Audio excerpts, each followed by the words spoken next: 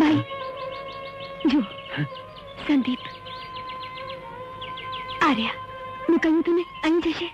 બરાબર છે, તું અહીંયા ઉભી રહે, હું જઈ સંદીપ અહીંયા લઈ આવું છું. પણ મારે ત્યાં આવવામાં શું વાંધો છે? અરે તું સમજતી નથી. સંદીપ એમ માને છે કે તું મરી ગઈ છે અને અચાનક તને જોશે તો એને આઘાત લાગશે. એને માનસિક રીતે તૈયાર કરવું જરૂરી છે. તું અહીંયા ઉભી રહે. પણ ભાઈ ફિકર નહીં કર, હું એને લઈ આવું છું. જલ્દી આવજો. જલ્દી આવું છું.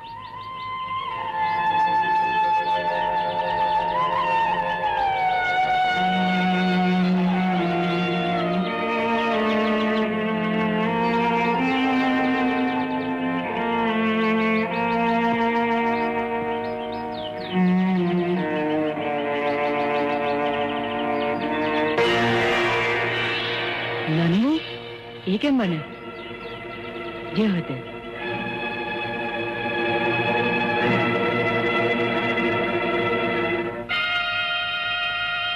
હેલો, કોણ? સાચું કહું છું, પ્રીતિ જીવે છે. એ જીવતી હોત તો આ સુધી મને મળી હોત. હેમેન્દ્રભાઈ, મારી લાગણી સાથે રમત ના રમો. પપ્પા પણ કુંદન, આપણે શૂટિંગ શાનું કરવાનું છે? હમણાં 5 વાગે અહીંથી એક સરઘસ જવાનું છે. સરઘસ? એના આપણે થોડા સ્ટોક શોટ લઈ લઈએ એટલે આપણી ફિલ્મ ની અંદર પેલા જે મારામારીના સીન છે ને, મોબ સીન, એમાં કટ્ટુ કેતી ડાર્લિંગ કેમ કટાણે આવી? નહીં ખટાણે આવી છો તું. છાનો માનો પિક્ચર બનાવવા નીકળ્યો છે? નહીં છાનો બાનો સાનો, આ પિક્ચર ની હિરોઈન પણ તું જ છે. ફરક એટલો છે કે આ વખતે તારા બાપના પૈસા નથી, પારકા પૈસા દિવાળી છે, એની પણ હિરોઈન તું જ. સાચું કે છે? અરે હા, તારા માથાના સમ, તારા ગાલના સમ, તારા હોઠના સમ, તારા અરે આ સરસ આવ્યું નથી. આ બોબડા મેથી મારી બબાલ કરી. ઉભી રહો, હું આવું છું. અરે બોબડા સુટ્ટા નાક વાળી નાખ્યું તે. Run down. અરે રન ડાઉન ના તો. ફિલ્મ. અરે પણ તે શૂટિંગ શાનું કર્યું? કેમ? આપણે સરઘસનું શૂટિંગ કરવાનું હતું. સરઘસ કે આવ્યું છે એમ? તમે મને નહોતું કહ્યું કે આપણી ફિલ્મમાં એક અપહરણનો, આઈ મીન કિડનેપિંગ નો સીન પિક્ચરાઇઝેશન કરવાનો છે? બસ બસ એવું એક ખુલ્લી ગાડી, 4 આદમી, વચ્ચે હિરોઈન, પિક્ચરાઇઝેશન કરી નાખ્યું. Shut up. આપ આપની નજરે જોઈ લો, પ્રીતિ જીવે છે. તમે સાચું કહો છો? હા પ્રીતિ, હા, મારી પ્રીતિ જીવે છે? હા, ચાલો. પ્રીતિ ક્યાં? અહીંયા છે. ક્યાં છે પ્રીતિ? ક્યાં છે પ્રીતિ? અહીંયા નથી. પ્રીતિ ક્યાં ગઈ છે? મેં કહ્યું ને, એ આપણને હંમેશને માટે છોડીને ચાલી ગઈ છે. ના ના ના, અહીંયા નથી. હેમેન્દ્રભાઈ, હું જ્યાં છું ત્યાં જ મને રહેવા દો. સંદીપભાઈ, સવિતા, સવિતા, આવી ગયા તમે? સવિતા, પ્રીતિ અહીંયા આવી છે? પણ એ તો તમારી સાથે હતા ને? હા, મારી સાથે હતી, પણ અચાનક એક ચાલી ગઈ. મેં મણીમેરી ત્યાં ફોન કર્યો, ત્યાં પણ નહોતી. તો કદાચ બંગલે તો નહીં ગયા હોય? બંગલે? હા, ત્યાં તપાસ કરી આવો. હા હા શેઠ, હું પણ માનું છું કે તમે ખૂન નથી કર્યું, પરંતુ બધા જ પુરાવા તમારી વિરુદ્ધ જાય છે. મોટા શેઠ, ખુશ ખબર, મોઢું મીઠું કરાવો. શું વાંચ્યું છે મહેતાજી? હવે તમે બધા ખૂનના આરોપમાંથી બચી જશો. કઈ રીતે? અરે તો તમારા મોંમાં સાકર. હા, મોઢામાં સાકરે લઈશ અને સાથે ગજવું ભરીને ઇનામ પણ લઈશ. કહી દઉં છું, અને સાંભળી લ્યો બધા, નાની વહુ જીવે છે. શું? નાની બહુ જીવે છે? હા. હું તો ક્યારની એ કહેતી હતી, પણ ત્યારે તમને કોઈને મારી વાત સાચી લાગી નહીં. તમે જરા મૂંગારો ને જરા મહેતાજીની વાત સાંભળો ને. તમે નાની બહુને જોઈ? હા, તળાવ પાસેના ગાર્ડનમાં સંદીપભાઈને મળવા આવ્યા હતા, પણ એ 2 જણા મળે એ પેલા તો આપણી કંપનીની ગાડીમાં. એટલે તમે એનું અપહરણ કર્યું? હા, શેર બાર આવેલી આપણી જમીનને છેડે આવેલા મકાનમાં નાની વહુને કેદ કર્યા છે. મોહનલાલ શેઠ, આ બહુ ખોટું થયું. ખોટું? તમે ખૂનના ગુનામાંથી છૂટશો અને અપહરણના ગુનામાં સંડોવાશો. પણ વકીલ સાહેબ, અપહરણ અમે કર્યું જ ક્યાં છે? અપહરણ તો આમને કર્યું છે, એટલે ગુનામાં આવશે તો આ મહેતાજી આવશે. સાચી વાત છે બેટા. જો સજા થશે તો મહેતાજી તમને થશે.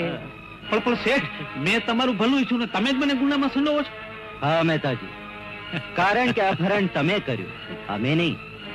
અને મહેતાજી, હવે જો આમાંથી બચવું હોય તો સંદીપનું અપહરણ કરો. પણ શેઠ, મારી અને જો સંદીપના મોતની ધમકી આપશો તો જ નાની વહુ કોર્ટની અંદર આપની તરફેણમાં બોલશે. સમજ્યા મહેતાજી? વિચાર શું કરો છો મહેતાજી? તમારે જો બચવું હોય તો આજ માર્ગ જાઓ જલ્દી. મહેતાજી ચાલો. છૂટકો નથી. ચાલો મહેતાજી, મહેતાજી અપહરણ કર્યું. ઇનામ લેવા આવ્યો તો. સવિતા, શું થયું? પ્રીતિબેનનો પત્તો લાગ્યો? હા, મોહનદાસના મહેતાજીએ એનું અપહરણ કર્યું છે. હા, અને ગામના છેવાડે આવેલા કાચા મકાનમાં એને રાખવામાં આવી છે. તો આપણે પોલીસને ખબર? ના ના ના ના, એમ ઉતાવળે પોલીસને જાણ કરીએ તો તોય જાણી જાય કે પ્રીતિ જીવે છે અને બધું જ કર્યું કાળું ધૂળ ભેગું થઈ જાય. પણ જો આપણે પ્રીતિને છોડાવી જ પડશે. સૌ ભલે કહે કે પ્રીતિ જીવે છે, પણ એ લોકો પ્રીતિને કોર્ટમાં હાજર કરી શકશે નહીં. પણ પ્રીતિબેનને છોડાવશે કોણ? હું જાઉં છું. ના, તમે એકલા ન જશો. તું ચિંતા ન કર, અને મને મોડું થાય તો તું મણીબેનને જાણ કરજે, અને એ કે એમ જ કરજે. હા, પણ હેમેન,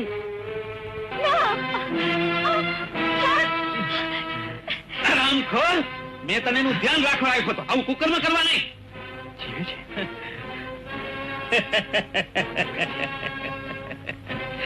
નાની વહુ, જુઓ કોણ આવ્યું છે. બાંધી ગયો ને? નાની વહુ, કાલે કોર્ટમાં તમારે હાજર થવાનું છે, અને માત્ર એટલું જ કહેવાનું છે કે હું પ્રીતિ છું. બીજું કઈ બોલ્યા છો તો સંદીપ જીવતો જોવા નહીં મળે, એનું મરદું જોવા મળશે.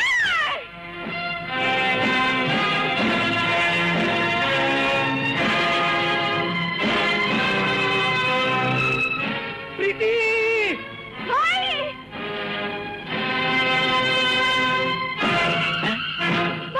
પણ બચાવ આવી ગયો. એને ક્યાંથી ખબર પડી? મોહન, કિશન, એવું પણ ના આવો જોઈએ. રોકો એને જલ્દી. જાઓ.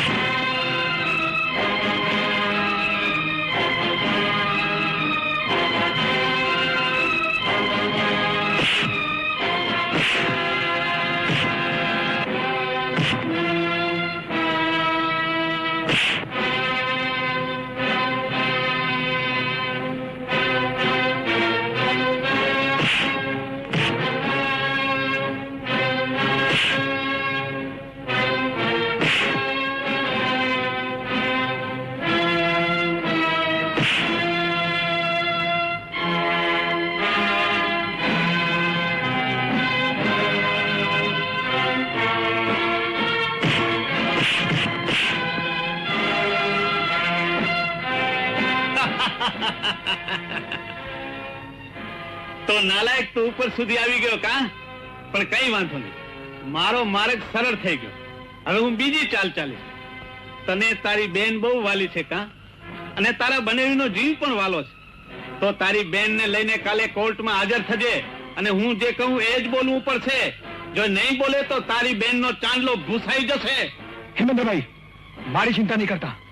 ઉગાડા પાડો આ નરાધમોને, ભલે મને મારી નાખે, પણ કોર્ટમાં બધું સાચે સાચું કહી દેજો. નહીં, હું જે કહું એ જ કહેવું પડશે.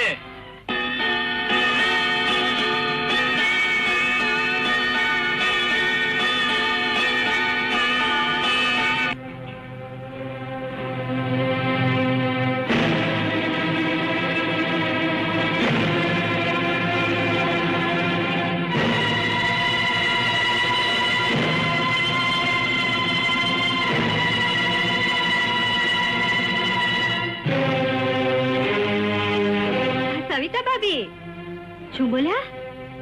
હા હા હા હા, હેમેન્દ્રભાઈ પડતર મકાને ગયા હતા.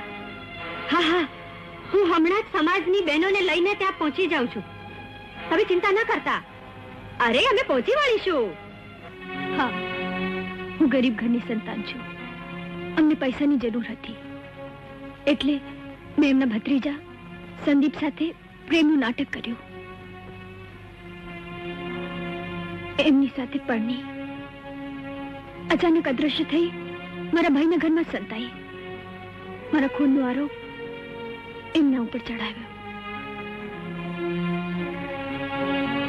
આ કુટુંબને બેઆબરૂ કરી પૈસા પડાવ્યા.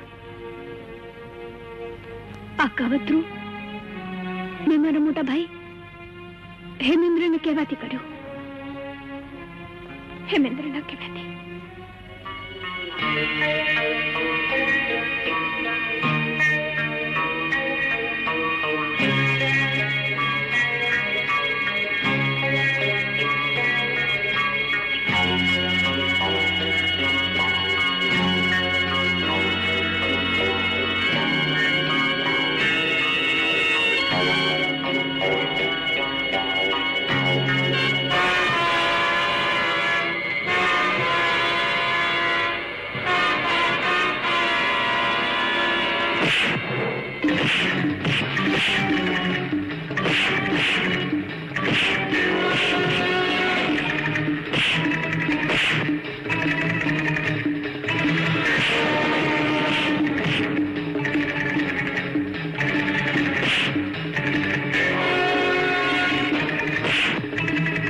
આ મારું પૂર્વ યોજિત કાવતરું હતું. તો એ લાશ કોની હતી?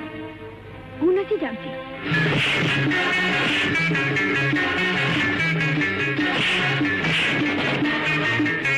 એનો અર્થ મિલોડ સાફ જાહેર થાય છે કે લાશની પાછળ નાની વહુના ભાઈનો જ હાથ છે. ના,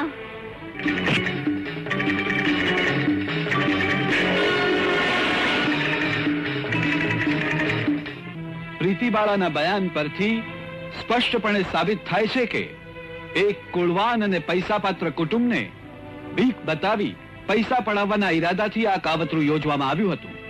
કોર્ટ આરોપીઓને નિર્દોષ જાહેર કરે છે અને પ્રીતિબાળા અને હેમેન્દ્રને સાત. પ્રીતિ અને હેમેન્દ્રભાઈ નિર્દોષ છે. કોણ છો તમે? જે કંઈ કહેવું હોય તે વિટનેસ બોક્સમાં આવીને કહો. હું પ્રીતિનો પતિ સંદીપ ગીતાના સોગંદ ગાઈને કહું છું કે અત્યારે જે પ્રીતિએ બયાન આપ્યું હશે તે તદ્દન ખોટું છે. એટલે એને આવું બયાન આપવાની ફરજ પાડવામાં આવી હતી ને આવું બયાન ના આપે તો મને મારી નાખવાની ધમકી આપવામાં આવી હતી. વોટ? કોના તરફથી? હા, મહેતાજી તરફથી. એણે પ્રીતિનું અપહરણ કર્યું, મારું કર્યું. અમને બચાવવા આવનાર હેમેન્દ્રભાઈને આખી રાત કેદમાં રાખ્યા. ઓહ, આઈ સી.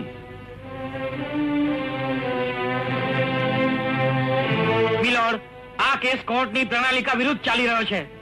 મિસ્ટર સંઘવી, આ કોર્ટની પ્રણાલિકા છે કેસમાંથી સત્ય તારવવાની અને ગુનેગારને સજા કરવાની. અત્યારે કોર્ટમાં આપણે સત્ય જ તારવી રહ્યા છીએ. પ્રીતિબાળા, આ તમારા પતિ છે? હા મિલોડ. તમારું અપહરણ થયું હતું? જી હા. જો અપહરણ થયું હોય તો તમારી પાસે કોઈ પુરાવા છે? કોર્ટને વાતોમાં રસ નથી મિસ પ્રીતિબાળા, પુરાવા જોઈએ. પુરાવા, પુરાવા, પુરાવા. મને જાણ નહોતી મિલોડ કે ગીતાના સોગંદ પર બોલાયેલા સત્ય માટે પણ કોર્ટમાં સાબિતી આપવી પડશે, પુરાવા આપવો પડશે. પણ હું સાચું કહું છું, મારે મરવું નહોતું, મારે જીવવું હતું, પતિ સાથે સંસાર માણવું હતો. પણ મારા સાસરિયા આળા આવ્યા. જ્યારે એમના પાપ કર્મોની મને જાણ થઈ ત્યારે એમને જ મારા ખૂનનું કાવતરું કર્યું. ડરની મારો જીવ બચાવવા હું ત્યાંથી ભાગી. આ લાશ કોની છે હું નથી જાણતી, કોણે ખૂન કર્યું છે એ પણ નથી જાણતી. પણ એ અજાણી સ્ત્રીના મૃતદેહ પરથી કપડાં ઉતારી મેં પહેરે જીવવા માટે, જીવીને આ લોકોને ઉઘાડા પાડવા માટે. પણ કોર્ટમાં આવીને આ સત્ય કહું તે પહેલા મહેતાજી મને ઉપાડી ગયા. આ સત્ય છે, આ સત્ય છે મિલોડ. પ્રીતિ, પ્રીતિ, પ્રીતિ, પ્રીતિ બેન, આ કેસમાં આવેલો વળાંક જોતા અને પ્રીતિબાળાની તબિયત જોતા આ કેસમાં 2 દિવસની મુદત પાડવામાં આવે છે. કુંદન, કુંદન, શું છે? અરે આજ બેન હતા ઓલા દિવસે ગાડીમાં. કયા દિવસે? ઓલા દિવસે આપણે ટેરેસમાં શૂટિંગ કરતા હતા ને એ દિવસે. પણ તમારી બેનને તો ગરબામાં જોઈ છે. હા જોયા હતા પણ ભૂલી ગયો. મને લાગે છે એ જ બેન હતા ત્યાં ગાડીની અંદર. તો નક્કી આ વાત? હા હા હા. અને જો મારી જોડે પેલી ફિલ્મ પણ છે હજી. તો ચાલ એને આપણે ડેવલપ કરીને જોઈ લઈએ. ચાલ હા ચાલ.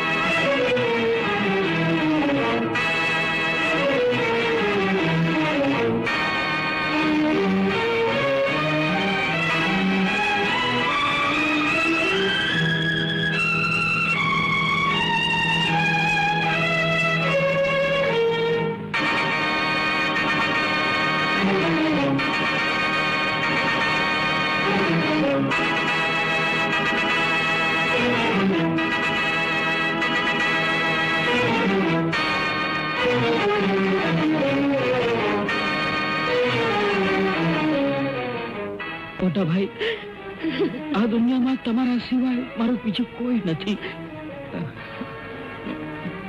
મોટા ભાઈ, આ તિજોરીની ચાવી, મારી બધી મિલકત અને મારા સંદીપને તમને સોંપું છું. ના ભાઈ, તું સાજો થઈ જાય એટલે બસ. મારે બીજું કાંઈ જોઈતું નથી. હું જાણું છું ભાભી, મને ભરોસો છે મારા ભાઈ અને ભાભી પર. તું બિલકુલ ચિંતા ન કરતો. તમારા સંદીપને અમે અમારા પોતાના દીકરા તરીકે રાખશું ભાઈ.